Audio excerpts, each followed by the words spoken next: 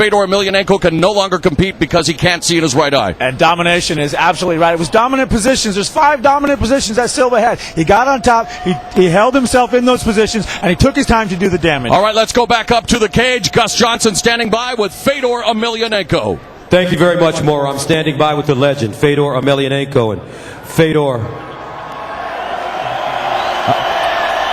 obviously you can tell that people love you all around the world, especially here in the New York metropolitan area. This was your second loss. Can you give us an idea of what happened in the cage with Antonio Silva? Федор, как вы видите, вас любят и вас знают и по всему миру. И люди вас приветствуют, особенно в метрополии Нью-Йорка. Подскажите, пожалуйста, это второе ваше поражение. Как это произошло? Как это случилось? Спасибо вам большое за вашу любовь, за вашу поддержку.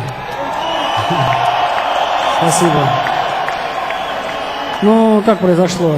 Немножко с самого начала пошло что-то не так. Вот, и не смог перестроиться по ходу боя.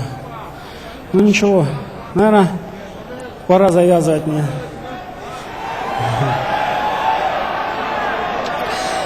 Thank you very much for your love and support. And what happened, maybe I didn't manage to readjust myself. Something went wrong from the very beginning and I didn't manage to readjust myself. Maybe it's the time to leave. Wow. Do you think, now that you've lost your second straight fight, that this could be the final time we see you in the cage? Думаете ли вы, что вот этот ваш второй бой, поражение, это может быть наш последний раз, когда мы вас видим в октагоне? Да, возможно. Видно, пора. Слава Богу за все. Я так провел большую и длинную и очень хорошую спортивную жизнь. Вот, но видно, Господу так угодно. Пора, наверное, мне уходить. Yes, maybe it's the last time. Maybe it's high time. Thanks God for everything. I've spent a great, beautiful, long sport life. Maybe it's God's will. Well, if this is the last time, you've been an incredible champion, Fedor. Everybody in this building, fans, fighters, the great Fedor Emelianenko. This is history. It may be the last time we see him. Федор, вы потрясающий, невероятный, огромный спортсмен. И все вас поддерживают и любят. Мы надеемся, что это не последний раз. Ну, будет видно. Большое вам спасибо за ваше тепло, за вашу поддержку. Я вас тоже очень люблю, и все мои выступления были для вас. Слава Богу за все.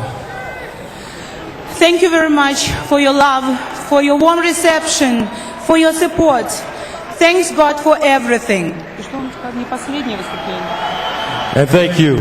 Now let's go cage side to Mauro and Frank. Frank, we talk about tournaments creating moments that last forever. This was not a moment that any of us anticipated. No. Not the fact that he lost. Antonio Silva, full credit for the win. But the fact that Fedor Emelianenko may have just announced his retirement from the sport is a shocker. That's what happens in tournaments. They're unpredictable. Anything can happen.